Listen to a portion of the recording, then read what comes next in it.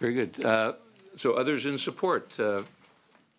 Chairman, Nathan Mansky, representing the private essential access community hospitals in support of the bill. Thank you. Very good. Thank you very much. Others in support? Alfredo Medina here on behalf of Ultimate Health Services for the reasons previously stated, also in support. Mr. Chairman, members, Theo Peos, representing California Health and Wellness, who serves the patients in most rurally isolated and poorest communities, in support of the bill.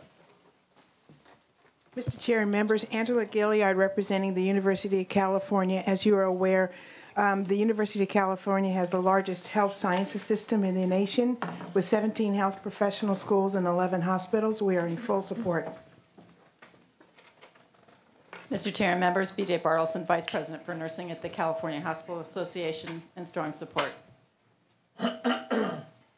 Mr. Chair and members, Julia Hassel, representing AARP, and our over 3 million members in California, and we strongly support this bill.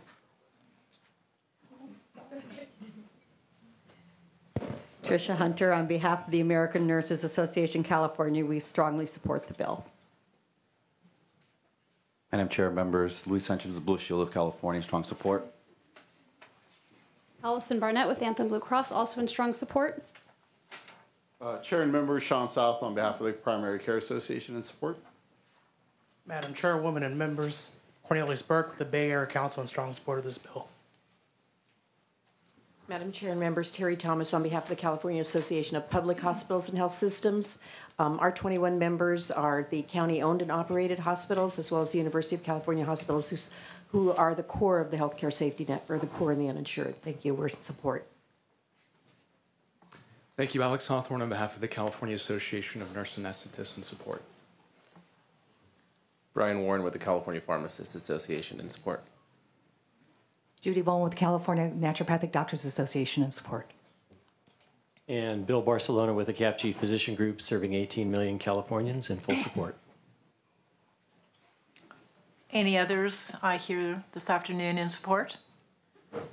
Seeing none, then we'll ask the opposition to come forward.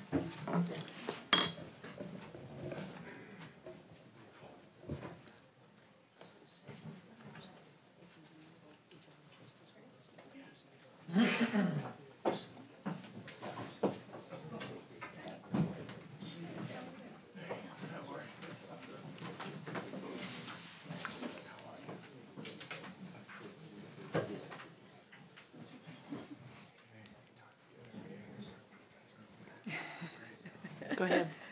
Thank you. I'll start it off. So Jody Hicks, I'm representing the California Academy of Family Physicians, and we are actually officially here today in an opposed unless amended position. And I just want to back up a little bit. First of all, I want to thank the author and the stakeholders for all of the conversations we had, both with SB 491 and then the start of conversations today, and acknowledge that throughout the year, or 2 years was it, of SB 491 conversations, much of our bottom line was wanting to have physician involvement. Obviously, there's lots of details to work out, and the devil's always in the details.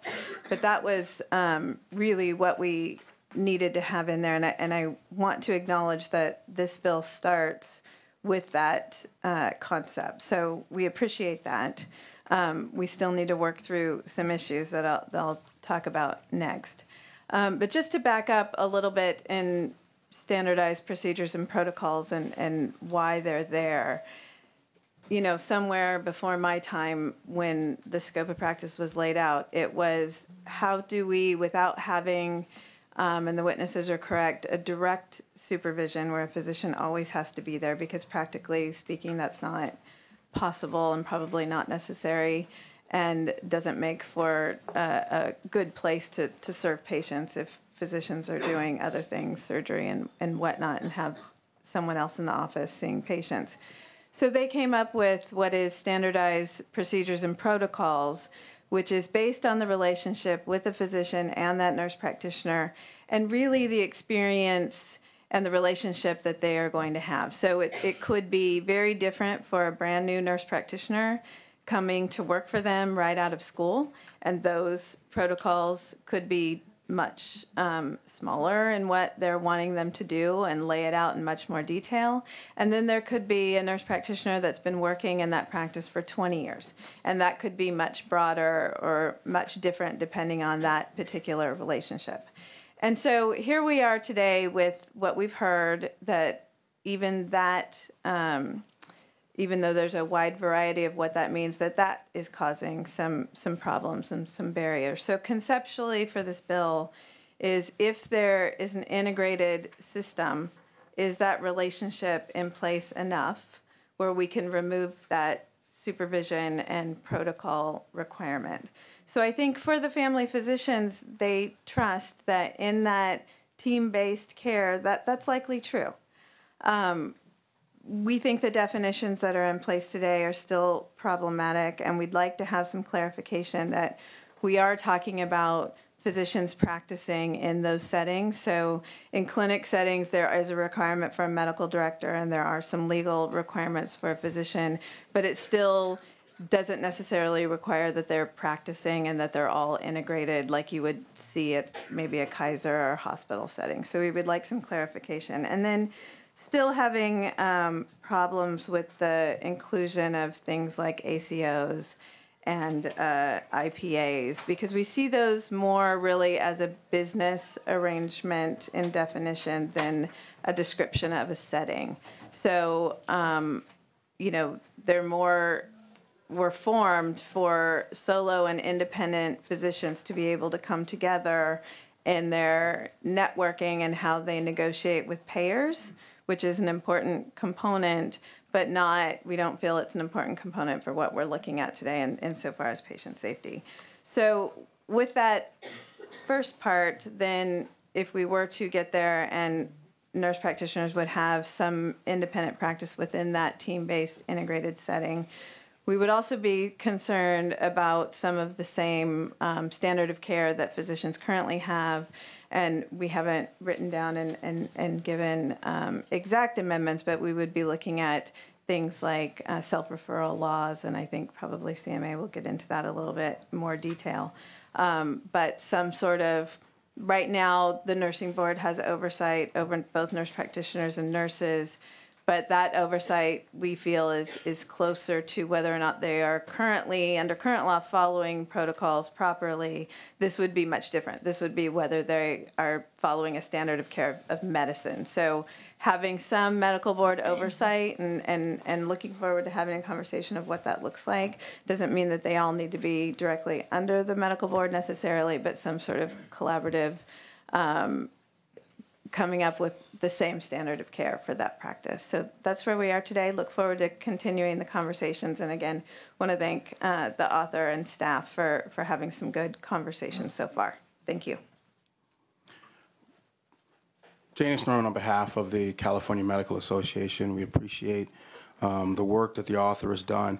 I just sort of wanted to take a different approach and a step back because I think there's an underlying policy that's not being discussed, because typically scope bills get into the weeds, and I think important policy is being overlooked.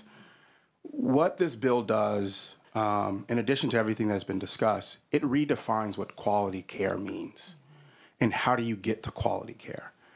Under current law, quality care in California essentially means at the end of the day, a medical physician or surgeon is responsible for the standard of care provided or the quality of care provided to a patient.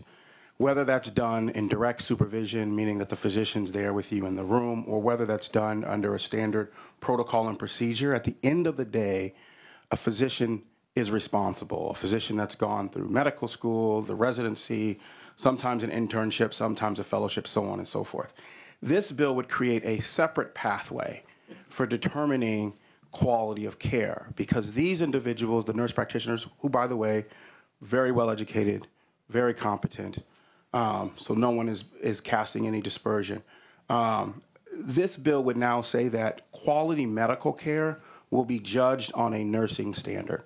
That is the threshold objection from the California Medical Association. And the reason that I say that is because the bill right now talks about being governed by a nurse practitioner who will be making medical decisions as acknowledged by your analysis. Under section or paragraph 3 of your comments, you note that standardized procedures allow or are the mechanisms for NPs to perform functions that would otherwise be considered the practice of medicine. So what we're saying is if you're going to have the practice of medicine, there needs to be one standard of care that is looked at across the board, which is why we think it's important that if you're going to allow NPs to operate and utilize their independent medical judgment, the medical board needs to govern. We don't think it's appropriate that the standard for whether or not you get to access this should be a nursing exam, but we haven't provided this to the author at this point, but in apologies. But we think the appropriate exam would be the U.S. Medical Licensing Exam Part 3. That would be the appropriate exam. If you want to ensure that the same prohibitions and considerations are applied, we think it needs to be explicit that the corporate practice of medicine bar is applied. We think it's important that to be explicit that self-referral and anti-kickback prohibitions are applied.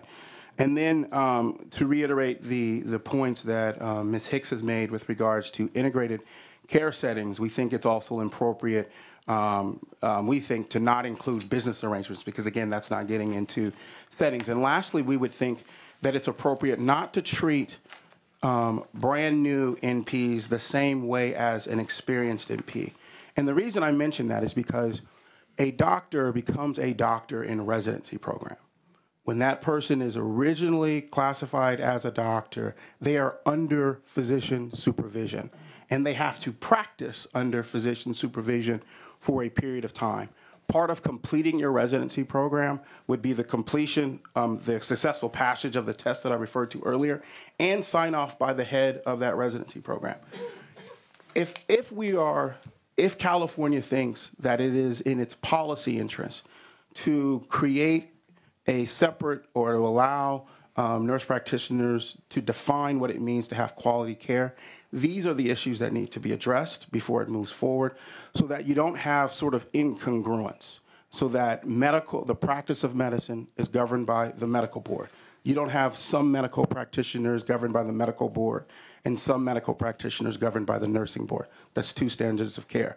You don't have some medical practitioners who have to pass one test, and you have other medical practitioners have to pass another test, so on and so forth. So with that, I think it's workable, and that it's different than where we've been before on a lot of these issues. But these are threshold for us. We think that any bill that is serious, in search of serious consideration, has to include these points. It's absolutely critical, because that way, you are not changing the policy of what it means to have quality care in California. Thank you for your time. Go ahead. Madam Chair, members, Tim Madden, representing the California chapter of the American College of Emergency Physicians, the California chapter of the American College of Cardiology, and the California Society of Plastic Surgeons, all in opposition. For the first two clients, I think their opposition was encapsulated in the comments from CMA and Ms. Hicks, and I'll just briefly talk about the plastic surgeons' concerns. And their concerns really seem to be, they don't fit into what we heard in the testimony in the terms of integrated care, primary care, trying to get more access to people in terms of having them new on insurance.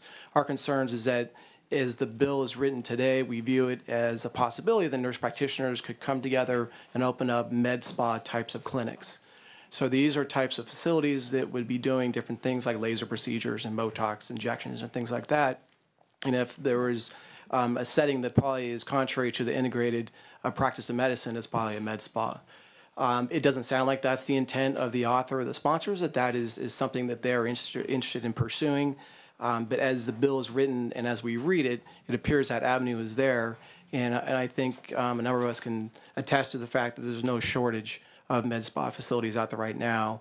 And for these reasons, we remain opposed. Thank you. Yes, sir. Madam Chair, Randall Hager for the California Psychiatric Association.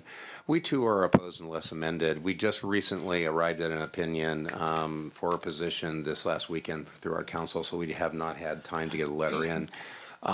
So at this point in time, I think just very briefly, we are aware that at least 60, depending on the source of your information, at least 60 to 80% of all psychotropic medications are delivered in a primary care environment.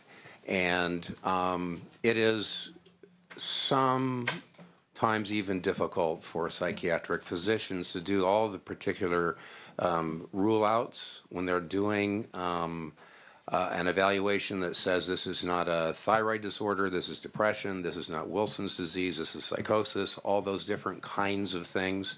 We're very, very concerned and very gravely concerned that in this proposal in primary care environments, the psychiatric patients would not get proper care. Thank you. Thank you. Hi, Jennifer Simoes with the Medical Board of California. Although the board hasn't taken a position on this bill, the board has opposed the removal of physician supervision for nurse practitioners in the past. We will be bringing this bill to the board at our next meeting on May 7th.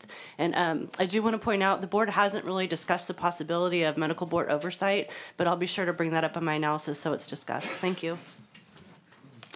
Go ahead. Yes, Madam Chair, members, Bryce Doherty on behalf of the California Society of Anesthesiologists.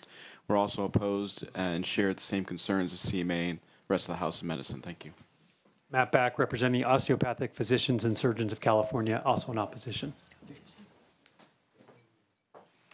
Are there any other individuals here for the opposition? Seeing none, we'll bring it back to the committee. Any questions, comments? Senator Jackson. Yeah, I apologize. I'm really, this is painful because I appreciate the work that nurse practitioners do. I think they're an integral part of the present and certainly the future, given the lack of resources. We're not going to get enough doctors out there to be doing this. And nurse practitioners, I have no doubt, are very capable. My concern, though, is, and I appreciate the Medical Association comment, that we are starting, this would create, I think, separate pathways on quality of care, and that's very, very unsettling to me. So I guess what I'm, and I understand that it can be cumbersome. On the other hand, and I also understand and accept the notion that we are seeing integrated care, and that 99% of nurse practitioners, probably 100%, are very conscientious. They want to do what's best for their patients. I am just a little, well, not a little, I am not confident that unless we make some reference to some level of consultation, some level, whether it's in an integrated care setting, that there be consultation just to perhaps codify what I hear today is what is already the standard of practice, but to sort of let this go and to just simply kind of release, if you will, any responsibility for consultation. It just you may be able to get the bill out without it, but I don't know whether it's my Boston upbringing where, even today chiropractors aren't given the respect that we give them here. It just, I really appreciate the work that's done by all levels, but I really feel that there has to be some consultation or some connection with actual medical doctors in this, and I'm open to suggestion as to what that might be. Again, I heard that this is done anyway through integrated care, and maybe that's where we go with this, and to just reiterate that integrated care will include some level of consultation. We could continue those discussions, but without it, I really worry that we are going to have two different sets of care that we don't need to. I mean, if we can connect and integrate the work that's being done on those different levels, that actually the quality of care will be at its best. And I think that that's what the public deserves, is the best care that we can give them. And if there's some way that I know on behalf of my constituents, I can be assured of that, then that's my challenge. And I'd appreciate your thoughts on that. I can address that Perhaps if you look at the bill on page 4, it says a nurse practitioner shall refer a patient to a physician and surgeon or other licensed healthcare providers if a situation or condition of that patient is beyond the scope of the education of the training of that nurse practitioner.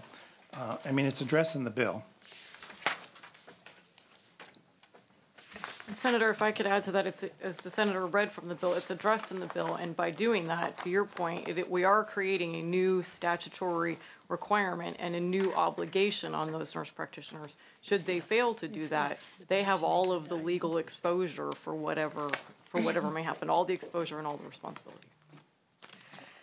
Well, if I may, Madam Chair, just to try to flesh this out a little bit better, if it's beyond the scope of practice, you know, I'm a recovering lawyer, and I would consider, in my scope of practice, there were areas where I had significant differences of opinion and analysis from others within the same scope of practice, and it was always beneficial to get that input. And certainly if we were talking about someone more senior in the years of practice, or someone who, for example, doing some tax work, if someone had an LLM, or LLB, I guess it is, to get their advice as well, or at least to run it by them. I don't see anything wrong with that. In fact, it makes one, I think, a better practitioner. And so here, you know, scope of practice, I'm not sure that and maybe it's because I'm ignorant to this, that the scope of practice of a nurse practitioner on a particular issue is the same as the training is the same as a medical doctor. I mean, there is some distinction, I would think, between the training of the two. And I would assume that by being actually going through a residency and all of the, you know, kind of strict, unless, you know, I'm sure it's not all fun and games that you see on TV, but I mean, you know, there are a lot, at least not with the doctors I've talked to. Being an intern and a resident, they're just very strenuous educational moments that we don't see with nurse practitioners, although they have a tough road to hoe too, but there's a difference. And that's where the connectivity for me is lacking. And then I'll Sure, and I think if I can respond to that, as you heard from our physician witness and our nurse practitioner witness, you know, we're not talking about nurse practitioners replacing physicians by any means. We are talking about creating in the law a clear list of functions that an NP can perform, which is consistent with what they do today, which is consistent the way they are educated and trained, and 21 other states have said, you know, we think this is appropriate. The Institute of Medicine has said, we think this is safe. We're talking about allowing them to work under that statutory construction. Now, they are healthcare professionals. In the real world, right, not here, but in the real world, physicians and nurse practitioners consult and collaborate and talk all the time. That's their professional obligation and the way they're educated and trained.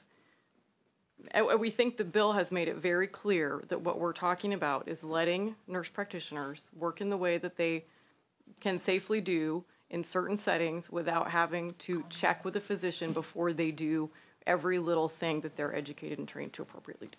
And the NPs will tell you there's always going to be a case where they're going to say to somebody, you know what, you now need to see a physician. I'm going to refer you out.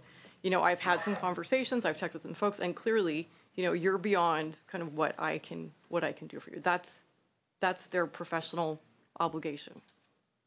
Well, clearly, I don't want to. I don't want to require that a nurse practitioner report every time they order an aspirin. I mean, there's got to be some medium here, a happy medium. And I appreciate your comments.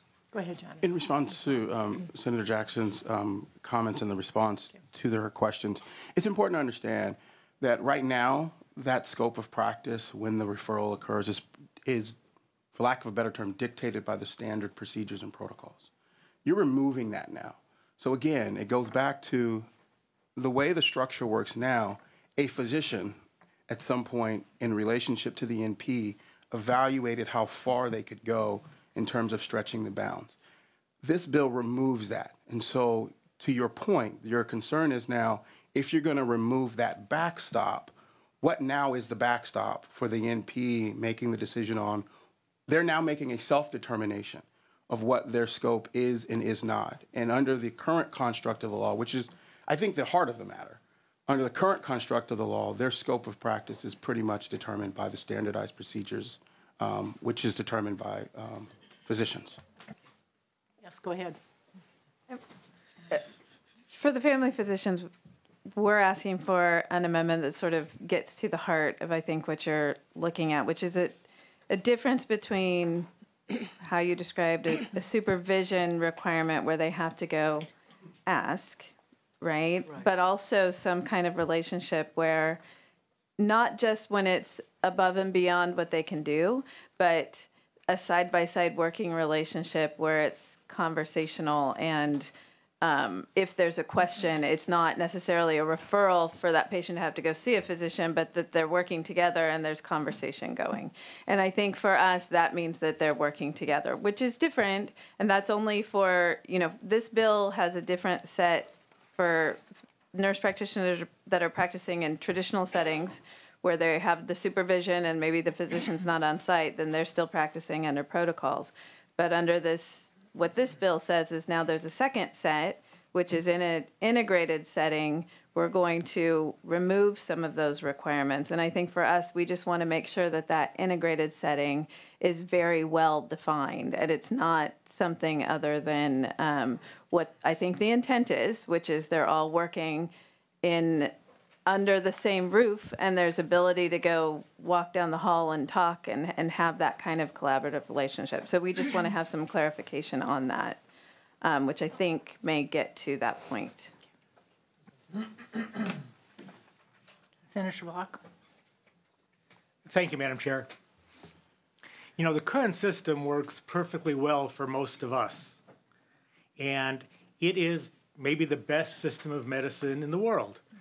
But as my friends from CMA frequently came to my office during consideration of the Affordable Care Act or single payer when it was proposed in California, we don't have enough primary care physicians to care for everybody. They're absolutely right. Now that it is the law, while it works for us, very well for us, it doesn't necessarily work for everybody in the Central Valley or everybody in Central LA. So how do we make the system work better for everybody who needs it? And I think Senator Hernandez's bill is looking to that and looking in that direction. And it may not be perfect yet, and I'm hoping that the family physicians and CMA can work with the author and get adjustments. But I would hate to see the bill die here because things aren't working right now for so many Californians, even though they're working just fine for us. So I'll be supporting this bill and hope that as it moves through the process, it gets even better. Senator Mendoza. Thank you for your comments. I think I got the broken mic. Did I get the broken mic? Oh, let me check. Let me move this one over here. Okay. Okay, that was somebody set me up. No, thank you. Thank you for bringing this bill forward. I appreciate the comments. Coming from a community that is lacking several medical, I guess attention. We do have a shortage. I mean, people are looking towards all kinds of magical remedies, from magical water to everything else that you could put out there. Just people are so desperate to just get some sort of cure, get attention from doctors. And I've sometimes when I go to see a doctor, I actually see a medical nurse practitioner. Most people don't even know the difference, and they take care of you just the same. So I'm not going to say that they're not as good. I mean, I think for many people, they rather have something rather than nothing.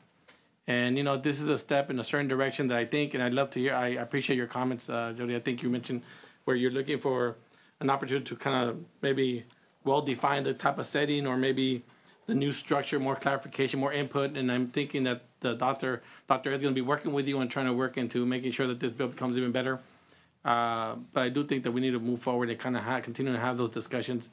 It's an issue that is very critical to many of us in our communities and throughout the state. Because I'm in an urban setting. You go to the Central Valley, you're going to run into some serious issues out there on lack of health care. And I just tell you that when I was in the assembly, my first term, I kept on hearing about these issues, and you know, I'm almost 10 years later, I'm still hearing them, and I think we need to do something and move forward. So I'll be supporting the bill.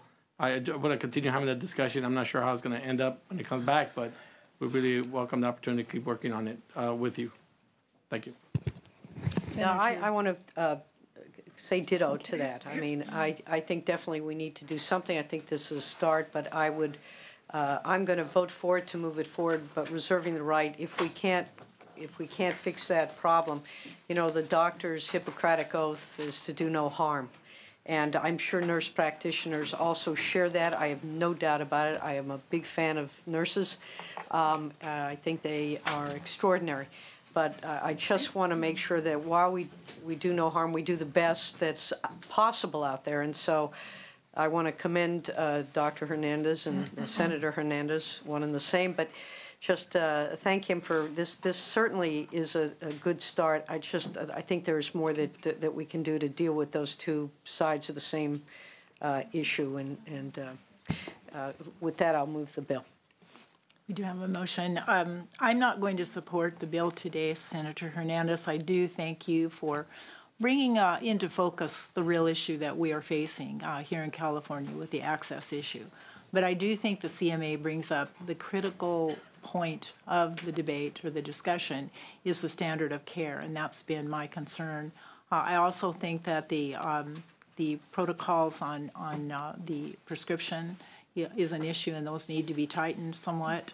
But if we have two standards, then we don't have the assurance that we have the same standard of care. So you've got some great direction in the discussion to move in that direction, and working with CMA, I believe when we see it again that you may have achieved that perfect formula so that we address access, but in the practice of medicine, we aren't reducing standard or the quality of care, and that's not to suggest that nurse practitioners do. I think I shared with you I had a very unpleasant experience, so that's why I have a bias of sorts, but I think with the discussion today, I'm actually moving, away from that too. But I think it does require a tightening and I think an assurance beyond any doubt that we're all operating on the same standard of care. So with that, sorry. I want to echo my colleagues' comments. I worked as a physical therapy aide under licensed physical therapists, and so I understand the value of allowing for others to do work under the care of a physician, and I think that the author has worked very hard to come up with a balance. I am concerned that I would like to see you get all the way there, so I would like to see you all continue working. I will support it today, but I reserve my right on the floor to do differently. But I do appreciate where you're trying to go because of my previous work in the healthcare field, so thank you. Senator Berryhill. Yeah, thank you, Madam Chair. I can't believe this thing's still going. I had a couple things to go to. I go, man, I really wanted to say something, but I got in here under the wire. But Senator, you've never been accused of not running controversial bills, and this is certainly one of those. But that being said, my attitude kind of is, listen, we elected Obama not once but twice. This thing is coming down the pipeline. We've got a lot of people that we've got to figure out how to give access to. I mean, it's coming. Scope issues are going to be coming up every year because we just don't have enough doctors. We don't have enough nurses. And so all of a sudden it's who's liable and what's the protocol going to be? And it's tremendously complex. That being said, you've got a lot of people backing this bill today. You've got the medical association that isn't. I've sat down and talked to everybody. I'm not prepared to back this legislation today, but that's not to say that, as this thing moves forward, and we would love to see everybody arm in arm at the end of this thing. Can that happen? I don't know, but I think this is the way that this thing is heading. I think that you win at the end of the day, and hopefully we'll be able to get to yes when that thing hits the Senate floor. Senator Hernandez, would you like to close? Yes, thank you very much. Well, when I got elected in 2006 and started serving in 2007, then Fabian Nunez, then Speaker, gave me a select committee on workforce. And over the years, I was able to do a body of work which showed back then the distribution problem we have and the lack of primary care doctors. And if you look at 1/3 of the counties currently meet the national average of patient to doctor ratio. Well, Senator Berryhill made a comment. Let's fast forward to the implementation of the Affordable Care Act. Whether you're Democrat or Republican, whether you agree or disagree, that is the law in the United States of America. It's been upheld in the United States Supreme Court.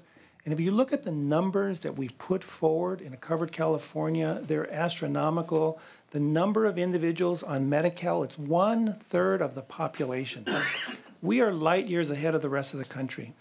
So it is incumbent upon us that we are in government, that if somebody's going to be mandated to buy health insurance and or be on Medi-Cal, we have to provide that care. So is this the answer? This is part of the answer. And we have to do a lot of things. And I've talked to CMA on a number of issues. Yes, we need to build more medical schools. Yes, we need to make sure more individuals go into primary care, incentivize that. We need to look at residency programs and fund residency programs in the areas of greatest need. Yes, we need to increase Medi-Cal reimbursement rates. That's a critical part of it. Yes, but look at this series of bills that I introduced 2 years ago with the pharmacy bill, which got signed into law. That bill now is becoming a national standard where pharmacists are playing a more integral part. This unfortunately didn't. I believe that we have to look at professions to be able to fill in and be part of the process. So let's look at healthcare and the professions over the decades. And keep in mind that medicine has been around since time began, and that's kind of the standard where it's all been, but all professions have increased their educational requirements. From nurses to become advanced practicing nurse practitioners with a minimum of a master's degree to now a doctorate degree. They are held at the exact same standards because that's what our legal system requires of them. They are all integrated parts of the healthcare system, like is a non-physician or a non-allopathic physician, that being a podiatrist, a dentist, an optometrist. You look at the nurse practitioners, you look at the pharmacists. We are now moving to an integrated system in healthcare, and all of us are going to be held at the same standards, and that is the standard of care, how we provide care for our patients.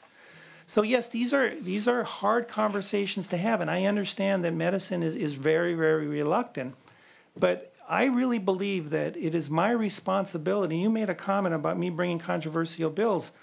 Well, you know what? If I can't make a difference, then I shouldn't be here in the legislature. And I believe if I'm going to give time away from my family and my practice to be up here, I have to bring forward controversial issues and therefore make a difference in society, but more importantly, to the citizens in the state of California. So with that, I respectfully ask for your aye vote, and I thank you, Madam Chair, for your time and your consideration. Madam Clerk, call the roll. We do have a motion. Motion is due pass as amended and referred to Appropriations Committee. Hill. Bates. Not voting. Berryhill. Block. Aye. Block aye. Galgiani. Aye. Galgiani aye. Hernandez. Aye. Hernandez aye. Jackson. Aye. Jackson aye. Mendoza. Aye. Mendoza aye. Wachowski. Aye. Wachowski aye. 6. Leave it on call. It's on call. 6 votes. Leave it on call. We have 6 votes. It's on call.